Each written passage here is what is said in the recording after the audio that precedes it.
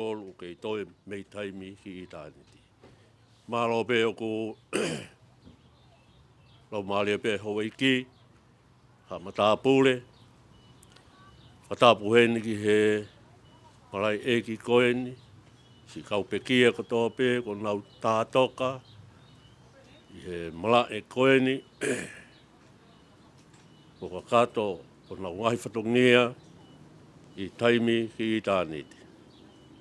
A tāpu pe heni ki he whahu, a tāpu atu heni ki he peni, ka maae ngahi tamai, e pehe whoki ke si kau whae, a tāpu atu heni ka mersela, ka maae toe ngai si whanau, whanga moko puna, mo ki tau tōru ko tō pe, ko tau ka kātoa mai, ki he malae eiki koeni, o hi pe ke whakakata ho tau whatongia o e whia whini. O ia e, o whiroa ko whai atu, e ka mata atu lewa, ai tau o wau i he whia whini.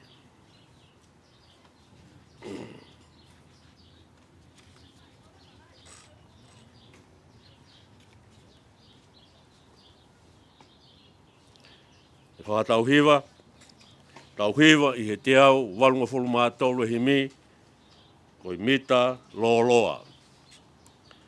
Sisu koi maka koe, koi ngahi kuonga, ke ofi ki a te au, hoku mālolo anga, te au, walunga whulu mātolu e himi, koi mita loa ke tau hiwa, sisu koi maka koe, koi ngahi kuonga, ke ofi ki a te au, hoku mālolo anga,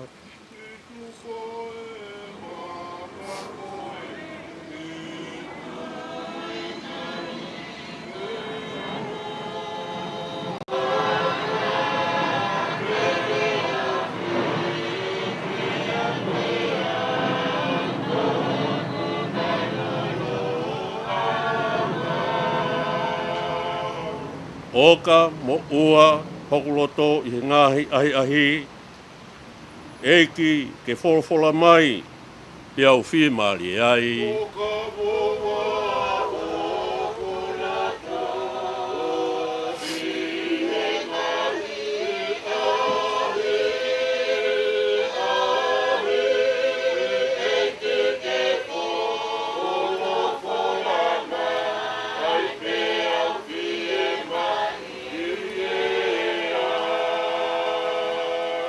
Ea, o koke whakakau, ai mea katoa pe, ke tauhi ho whinangalo, te ke ongo lele ai. Ea o koke whakakau,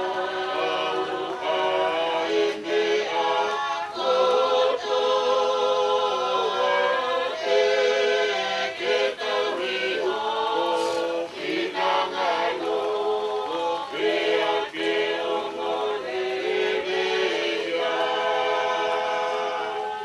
eku, kolo malohi, eki koho mafi, ia fie mali ai, hokloto o kuwaiwai. Ko eku kolo malohi, eki koho mafi, ea, ko eni, e mate, ko whaani hohuhu. Te amako he tesi, ko whaea ho malohi.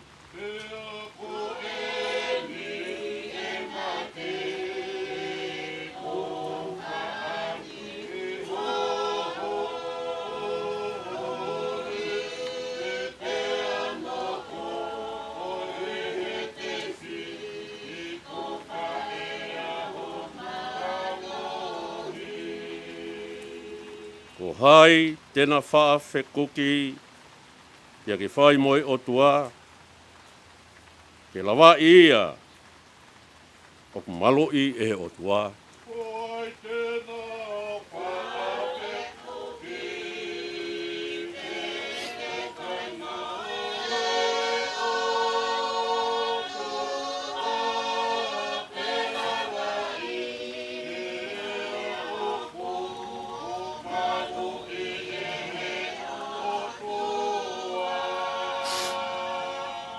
Koe tohi e lau mea e tau le soni. E whia whini. E lau ia me tohi e ngahi same. Same. Wai te au hongfulu māwalu. Iu ka mata lau ia mi hono hongfulu māhiwa. I hono uofulu māhiwa. Tohi e ngahi same. Te au hongfulu māwalu. Iu ka mata lau ia mi hono hongfulu māhiwa. I hono uofulu māhiwa. Oi vesi. Aia, o pehe au no lau. To'o kia te au. Ai ngahi matapā oi maoni oni. Te uhuai. Ia whakamalo kia Sihova. Koi matapā eni o Sihova. Aia e huai. Aianga tonu. Te whakamalo kia te koe. He kua ke ongo iau.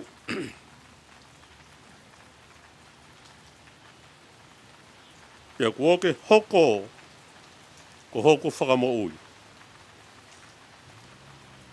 Koe maka nairi aki he kautufunga. Kua hoko ia. Koe fungani maka oi turiki. Koe ngāwi eni a Sihova. Ia koe mea whakaofo. Iho tau ao. Koe aho eni ko ngāwi e Sihova. Ke tau fia mo neke ai. E Sihova. O ko kore kia te koe. Ke whamo ui au. E Sihova. O ko kore kia te koe. Ke tuku maini ai monu ia. Ke monu ia. O hau i huafa o Sihova.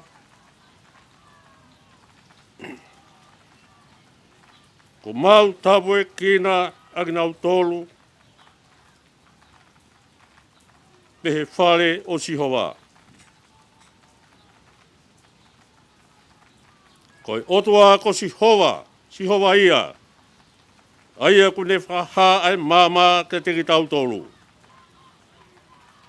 Momono ai whelo au lau ak e ngahi iafo. I ngahi nifo oi whelo au lau anga. Ko koe ko hoku otua. Te teu whakamalo ki a te koe.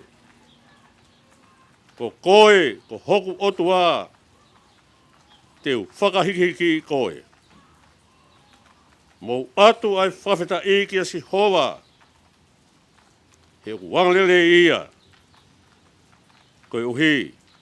O tolonga o tai ngata. A ene alo ofa. Karaki, ngata ia e tau le soni oi whiawhi. E mea ki he whaho, ke whakako. Ia.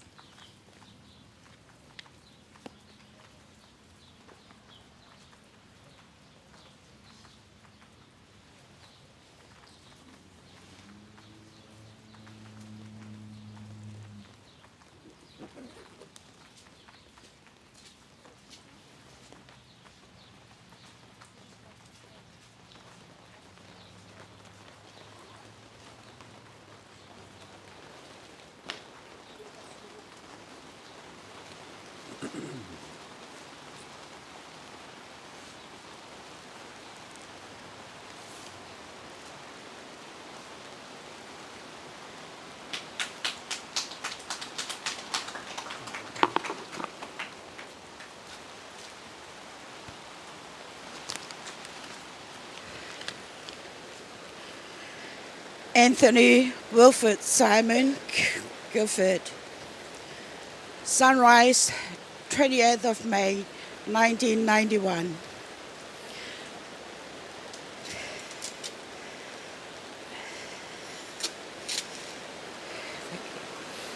Sunset, the 5th of August, 2023. Beloved and cherished son of Kaliopeta, Matamoana, Pongisiwa, and Politoni Teulilo. Beloved father to Julius, Joseph, Joel Bongi, Cleopatra, Cecilia, Olivia Bongi, Athena, Anna, Lei Bongi. And in loving memories of Lavinia Fotofili, Mohe Asi e Kutama, Koku Mafu Te Fua, Kata tok wheiloa ki whia I aho ko ia, ko palomesi ki ai otua.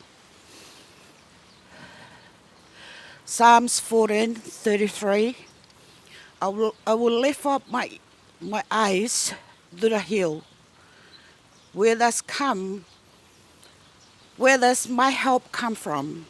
My help comes from the Lord who made heaven and earth.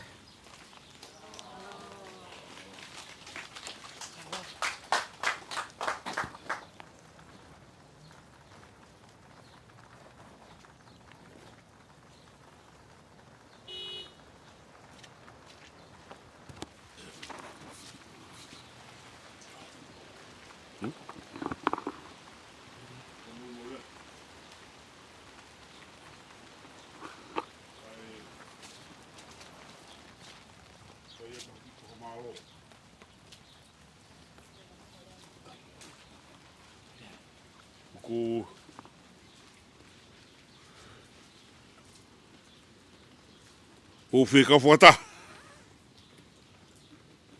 Po lotu na e whai he whikau. E whawhita me whamalo.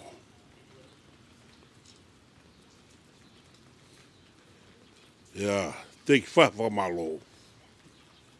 Ata whakatapu. Ki e whahau.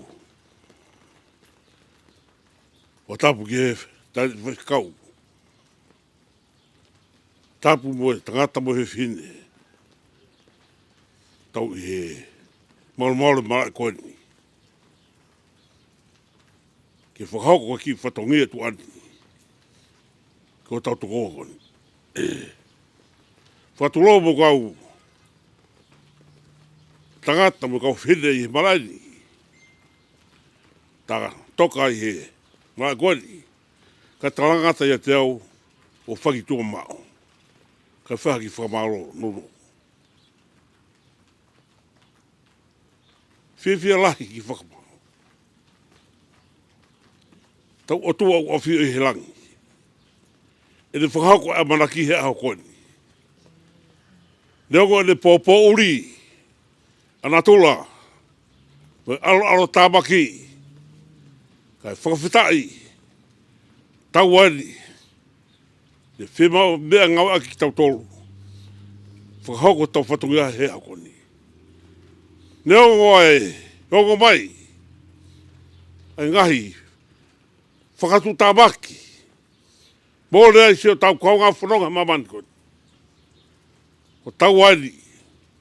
Hape male ofa e o tua. Whaiho tau whatongia. Hange koe tau heri. He hoa tau iei. Whamalo atu. Whaho. Whawhikau. Ai tau lawa I. Ai aho koni. Mo ngau e lahi ku tau. Mamata ke aho ni. Tau lawa mai. Ke whakalava. Ho tau whatongia ke tangata ko sāre ke I. Pea kou tui o kūne. Mari loto mai. He tau iheri. Whakakato tau whatongia ki a te ia. Paku talamau e tangata. Pea toka I he whemari e. O whatu kako sāre si. Whatau meka tako atu tuku he au koni. Mau whenelei ko mau tofanga. Ka ke toka I he whemari e. Mo nonga e ki. He hataimi. Ko whinangalo e ki. Tau toku whakataha pe. Ko tau api tau tewe he langi. Lewe e malanga. ka tau atu.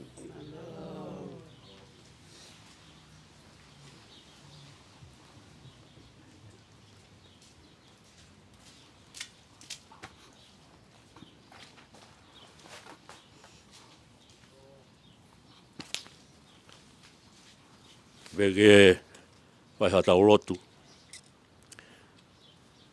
O tua maadon lai.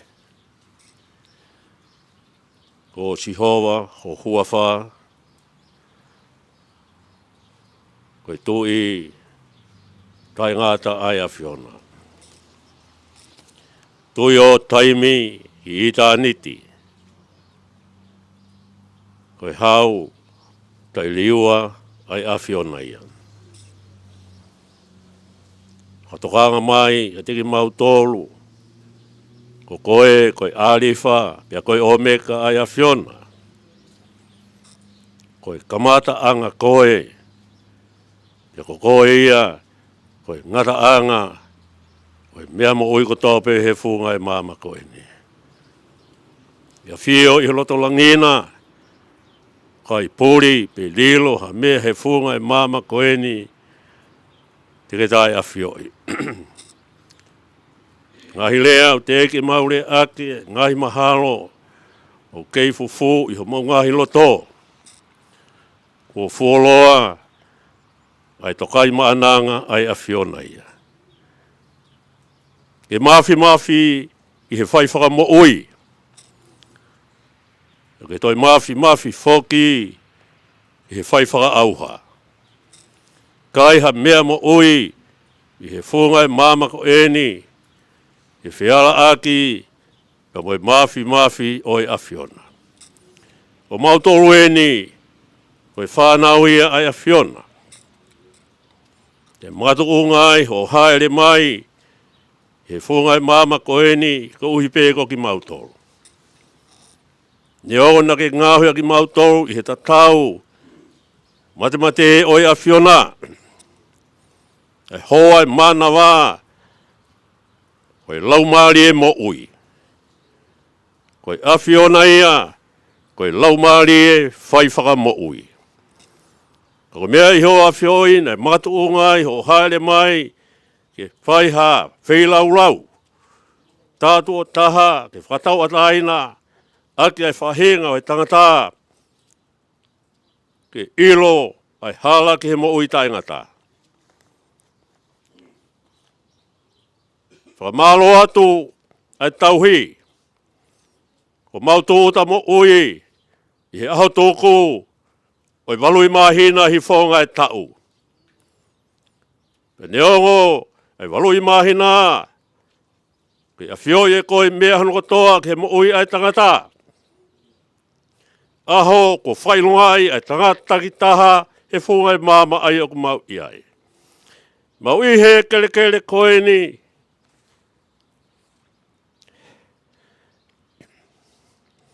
Koi apieni,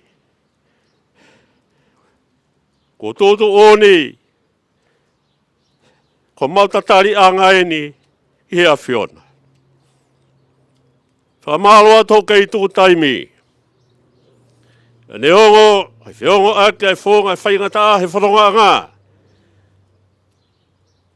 Ai vai hala whanonga ia ai tangata. Ai whawhetai, ko ki mautoluen i he whawheni. Mau ihe, malai eki koeni. Ke whakakato ho mau whatongia, ko hipe ko si tāmai o eki koeni. O hoko ki ai ui mauni oni ai awhiona. Pau ne toka i he nonga moi whie maare. O tatari, ki he talaofa ai awhiona. Malobe, o lau maare pe ai hui, lau maare pe ai hui ki. Malupe a hamata pule. Kloai whawhini, i lau maare pe ai whahu. Malupe o lau maare lei. E ngasi, lau maare ko tope, ko nau tātoka, i he malai eki koeni. Ko nau i kona ho nau ngafa whatongia i taimi. Nau tatari anga, ki hea whiona. Matua ngai ai mau heni, e si tā mai o e koeni. O hoko ki ai woi maani on ai a whiona, si lau maali e koeni. Pau ne toka i heno ngā moi fie maali e, o whai ai e amanaki le lei, anga, e tāri ai a whiona. Mau hofi atu e ki, ai mahu i ngai aho, koe maka e kua tō, e yo whamiri, ke hoko ia, koe maka whakamanatu, ke si tā mai o e ki koeni. Nane i mamani, nane whai ki whingalo o ia whiona. Ia ko tōngai ai mau heni, le soni e na mau lau. Koe maka nai aki he kautufu ngā, ko hoko ia, koe fungani maka o turiki.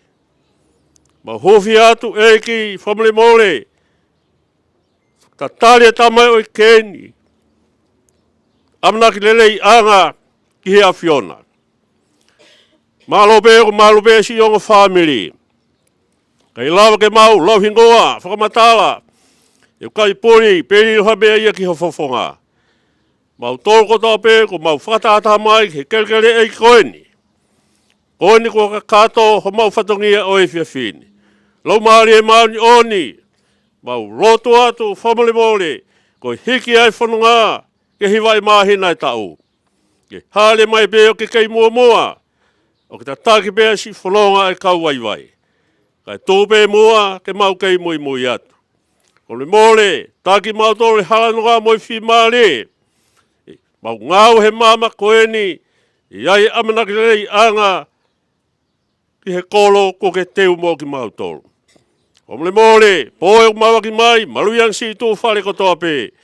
Tāke ai mau whanunga, pa ke whai ai melina sia mau tāpuak pa mau whamanu ia. Mau kolen ia sisu kalaispe ko ho alo, ka ko ho mau whakamo ui, e meni.